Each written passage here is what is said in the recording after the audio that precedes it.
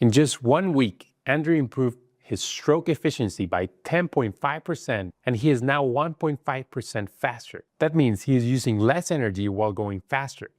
This is a little bit of what we talked about to make those changes. And just that one thing, try to focus and correct that one thing. Right now, your right hand is waiting in front for the other arm to come in. So right here is a good 3/4 catch up, like we said. But with the left hand, it drops faster.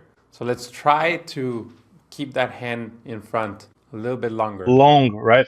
Not like the left. This position is very bad. No, exactly. So wait for one arm to come before you start pulling. Because once you start spinning your arms, it's hard to control the legs. Your brain is using all that power to think about the arms. And because you're not even looking at the legs, they do what's natural to them, which is like walking or running. We're used to moving the legs faster to move faster on land, but in the water, it's not necessarily the case, especially if you don't have that technique.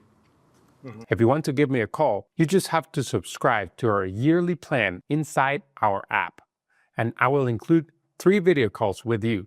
You just have to fill this form and I'll get in touch with you. Promotion is limited.